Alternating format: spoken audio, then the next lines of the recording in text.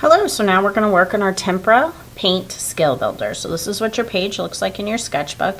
I think I'm going to give you a second page that's separate out of your sketchbook that looks exactly like the one inside your sketchbook, and we're going to paint directly on this paper, and then we'll cut those out and glue them into our sketchbook because the paint seeps through to the other side and our sketchbook is printed back to back, so this paint could smush to the other side and mess up what's on the other side of your Tempera paint skill builder page. So we're going to do this separately. You're going to need a sponge to dry your paintbrush off with. You're going to need a water basin. You're going to need white and black paint for tints and shades. You're going to need a cool color to mix with your tints, a warm color to mix with your shades, and then a couple, 2 to 3 other colors to fill in these boxes here at the bottom. So these boxes are small, so I'm using a medium-sized paintbrush, and we're going to mix 5 tints. So, and it says use cool colors. So I'm going to take, and this white is a little bit too full, so I'm going to move some of this white over so it's not quite as full. And then I'm going to mess up the blue by taking this white, but I'm not going to use this blue anywhere else on my paper. So I'm going to scoop up a little bit of blue, mix it in with the white, and this will be my lightest tint because it has the most white and the least amount of blue. So,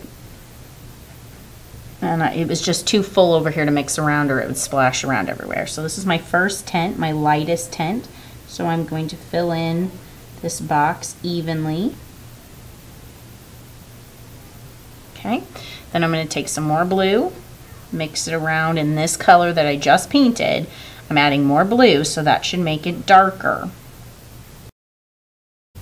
Now, if your paintbrush gets a bunch of paint on it and it's real big, you can pull it across the edge of the oval and squeeze some of that paint out. And then I'm going to paint my next tint, which should be a little bit darker than my first tint because I added more blue, so it's going to get darker. And that you can clearly see the change in these two. You should be able to see a change in every box. No 2 boxes should look the same or close to the same. So now I'm getting more blue to mix in. Now if I were to paint this and it didn't change, I would go get more blue and add more blue. But these are 4 clearly different colors. And then my last box will be my darkest blue. It has the most blue in it, and that looks very similar to this last blue, so I'm going to add some more blue, and then I'm just going to paint right over the top of that. Okay, so I got outside the rectangle a little bit there, but that's okay. So now I'm going to rinse my paintbrush off. Whenever you're using liquid tempera, you want a dry paintbrush. So right now I have paint on the gold part.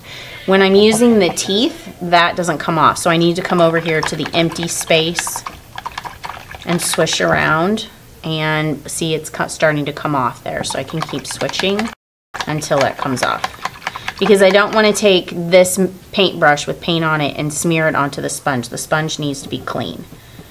So I'm going to dry my paintbrush off, and now I'm going to use a warm color to create 5 shades. So it's exactly the same as tints, only using a warm color and black to make shades.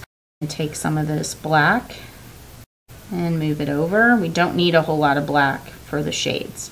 Then I'm going to scoop a little bit of red and mix it in. This will be my darkest shade because it has the most black and the least amount of red. And then I'm going to keep repeating what I did here. So a little bit more red.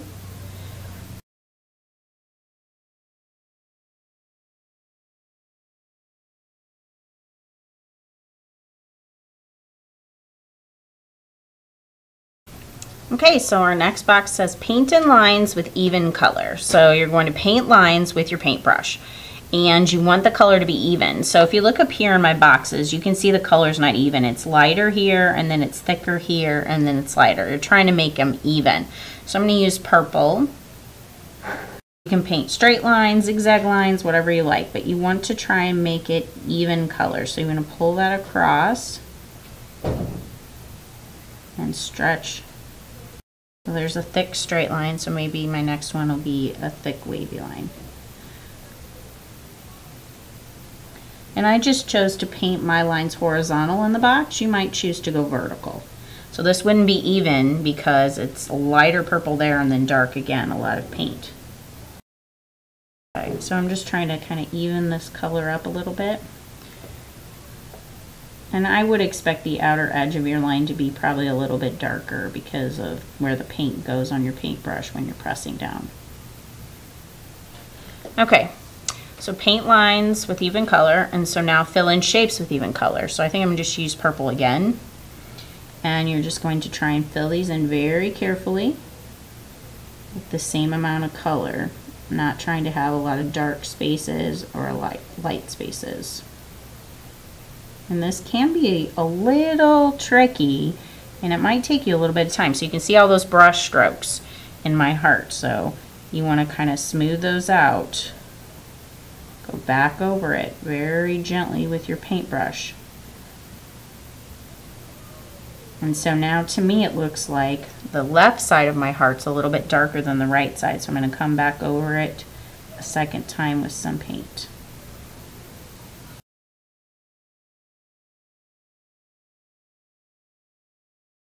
Okay, and down here I can produce a sharp, clear edge between areas of color. So you're going to paint two colors, and where they meet needs to be a clear edge. So they shouldn't mix or be blurry.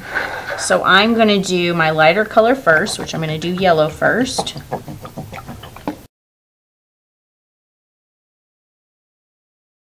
Alright, so there's my yellow. Rinse my paintbrush off.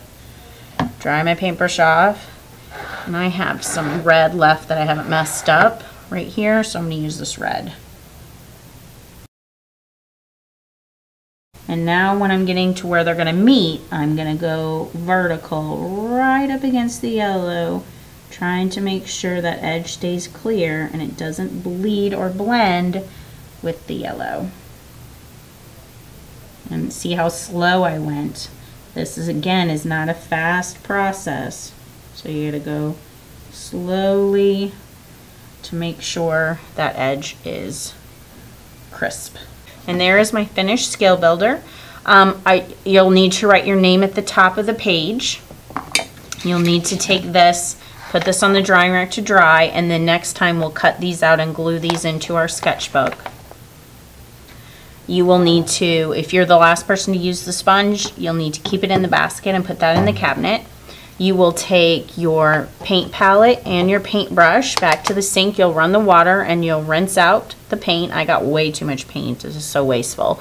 So you'll clean the paint palette out so that it's white like this. Don't forget your white space with white paint in it. Get it cleaned out and you'll put it in this dish strainer standing up to dry, and your paintbrush bristle side up in the orange cup to dry.